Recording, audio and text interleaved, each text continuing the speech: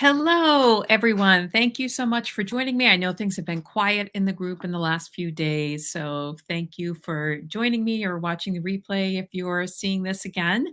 And if you are watching this on a Facebook business page or on YouTube, you can also join us in the free Facebook group, Conquer Your Sugar Cravings. So we are focused on a balanced and sustainable way to reduce processed sugar, processed foods in our lives, ignite our metabolism, and find the sweetness in life. So come on over and join us there. Today, I wanted to talk about Thanksgiving because obviously that's coming up. If not sure when you'll be watching this, but Thanksgiving right now is only 2 days away. So there are a lot of myths, and I also wanted to give you some tips about Thanksgiving as well. So, but first, I wanted to share a story just to kind of frame sometimes what happens with the holiday season and all of the hype around eating healthy during the holiday season or weight gain during the holiday season. So sometimes there is a myth that really looms large and we tend to awfulize it. So we tend to really focus on it and we make it loom much larger than it really needs to be. So in the past, I can say that I have been a world champion awfulizer. And awfulizing, if you don't know what that means, is basically taking a situation that hasn't even happened yet and imbuing it with just all of the awful potential things that could happen or buying into all of the myths that could happen with whatever is coming up. So here is an example of that. So some of you know that I have a son with some significant special needs. He has low muscle tone throughout, and he has weakness, or not weakness, but it's really tightness in the back of the legs, and also some issues, with his feet, which cause issues with walking. And so it's something that we're kind of always managing. It's typical of a lot of kids with special needs have that. And one of the things that we did was called serial casting. So basically, with serial casting, what you do is you put a cast on the leg and it keeps the leg into the correct position. So it's stretching out the calf and it's keeping the feet in the correct position. So they actually put a cast on the foot. They get the foot into a certain position and they put a actual cast on the foot and you wear that cast for a week and then you go back and they take it off and they put it back on in a slightly different position so that they're kind of shaping how the leg is. And they do this sometimes in conjunction with PT and other interventions to kind of help with that. So we knew that this was coming and I just awfulized it. So I just was so convinced that we weren't going to sleep, that it was going to be awful. How are we going to do anything? So I really bought into all of the potential issues. I also looked online at what were the potential things that people could find, which is never a good idea because you don't really know lots about their experience. Sometimes you can get information, but a lot of times it just leads you to awfulizing something. And when this actually happened, he did a great job with it. I did not need to awfulize it in the way that I did. So that is something that sometimes happens also with Thanksgiving. So people tend to awfulize Thanksgiving and the holidays with respect to weight gain or other things or eating habits and all of that. And thank you for joining me, whoever's here. So a lot of times, so if you in the same way, if you good morning, Gail. So if in the same way, if you go out and you look, you will see all of these headlines about how much people eat, how much people gain, all of those kinds of things. So I just wanted to cover some myths and some uh-oh. I just wanted to cover some myths here, and I don't have a lot of time because my computer is low battery. Okay, so I'm gonna make this quick.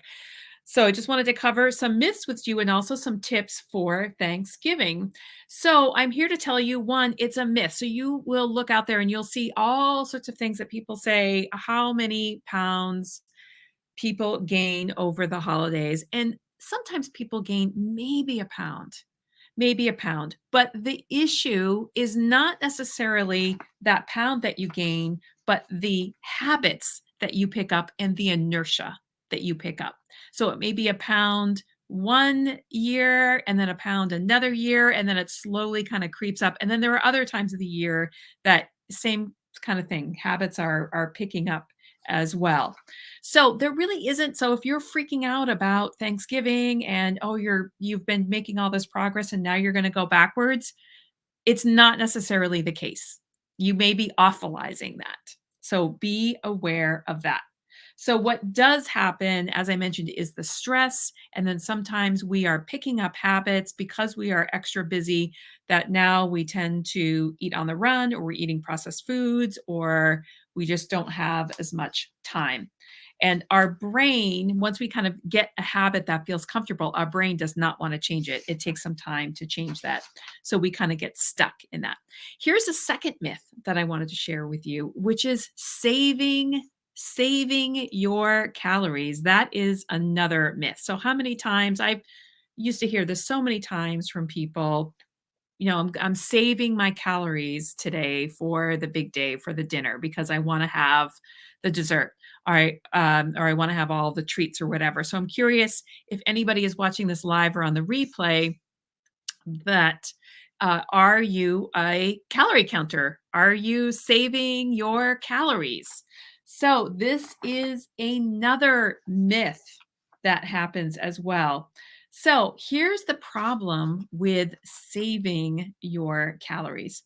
So what happens is you get hungry, your blood sugar drops, it's hard to make choices. And then when you do arrive at that meal, you will tend to eat all of the very quick carbs.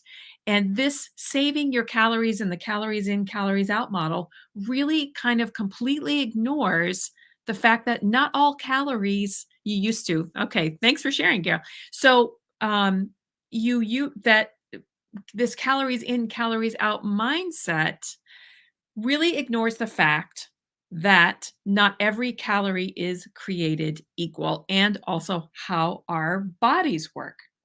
So, for example, you'll have some calories that will sustain you for a long time and you won't feel hungry, and your body is actually able to use it for food. And then you'll have some other calories that will spike your blood sugar a lot, and they'll really add to your blood sugar, and your body can't use it right away. So guess where it puts it? Right down here. You guessed it. That's where it goes. So, and you're assuming that these are equal calories, and they're not, because the body uses them in different ways, and it kind of ignores how our metabolism works. So that's another myth. Don't save your calories. So here's what you should do instead. You should stay balanced. So on Thanksgiving, you wake up and have some protein, some healthy fat, and some complex carbohydrates. And you can I have a great snack freebie that talks about that. I'll also be posting more information in our group about how to make that PFC meal. That stands for protein, healthy fat, and complex carbs. And then you want to, kind of stay level throughout the day. So you don't want to be getting hungry, and you don't want to be eating foods that are going to, shoot your blood sugar really high. So, another tip is the Thanksgiving meal itself is actually pretty healthy. There's a lot of good PFC there: protein, healthy fat, and complex carbs.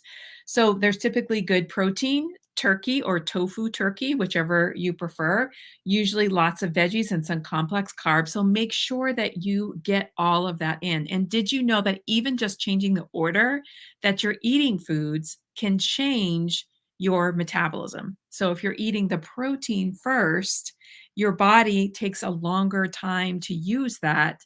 That can actually help. So there have been studies on that even just changing the order of it first. So here is a third myth, that it's kind of a half myth. And that is that if you are reducing your sugar, that you can never have dessert again, that you can never have treats again. So here's what the truth is. We want to stay balanced. So if you decide that you do want to have a treat, what you want to do is to take that treat and move it into your meal, not having it separate, because when you have it separate, that's when it's really going to affect your blood sugar. So if you're already low and then you have that dessert, that's when it's going to skyrocket you. But if you have the balanced meal and you add the dessert in, it's going to keep you a lot more level. So that's another myth, is that, it has to be all or nothing. Now, here's where it's a half myth, because there are some places where this could be true. And this is where you really have to know yourself. If you know that there are some foods that are really going to send you into a spiral and you need to stay away from them, then you should stay away from them. And that is okay. And you should not let anyone make you feel bad about that, because you know yourself. So you know yourself the best. For example, I know that there are some foods that if I have them, smart food is kind of one of them, that if I have them, I am craving it and craving it. I'm stuck in this cycle of craving. So it's important to really know yourself. But there are other foods that I can have that I'm like, that's good. I can have it, but I'm not sent on a crazy spiral with it. So you really need to know yourself with that. So bring dessert into it and really know yourself.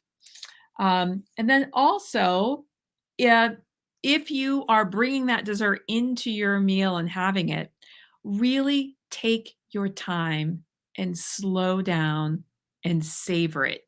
Eat it really, really slow and chew each bite a lot. I don't know, I did hear a statistic on how many times to chew, but the more you break down the food in your mouth, the more you're chewing it and you're kind of letting it stay in your mouth and savoring it, those enzymes in your saliva and the chewing action break the food down. It actually makes it easier to digest in for some foods.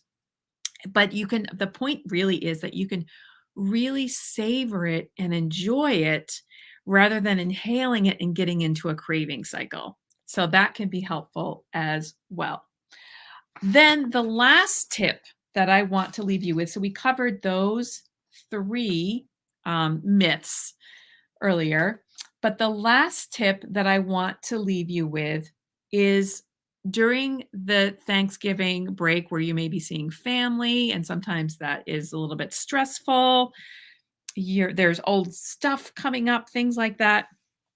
Be continually asking yourself, what do I really need? What do I really need? So if you find yourself gravitating to having whatever processed food, junk food, whatever, and you kind of find yourself just in the pantry, just eating, or at the table, just eating kind of mindlessly, ask yourself, what do I really need? So, what are you feeling? Are you feeling anxious? Is there old stuff coming up, old emotions coming up that you need to feel the feelings a little bit? Or it could also be maybe you're not drinking enough water, or you've been running around so you haven't been eating. So maybe you need some PFC instead of just the quick food. So be continually asking yourself, what do I really need? So hopefully that is helpful for you. And I'll try to go back. The myths are that there's a ton of weight gain during the holidays. There really is not. Another myth is saving your calories. That doesn't help. That's actually going to make things worse. And the third myth is you can never, ever have a bite of anything sweet again. And if you bring it into your meal, you can kind of keep it balanced. And then the some of those are the tips are stay balanced during Thanksgiving. Make sure you get your protein, healthy fat, and complex carbs in Thanksgiving. Know yourself. Let yourself, if there's a dessert that you know you can have without it sending you into a spiral, have it and really, really, really enjoy it. Eat it really slowly, really, really enjoy it. And don't have a dessert alone. It's like it's really like lighter fluid.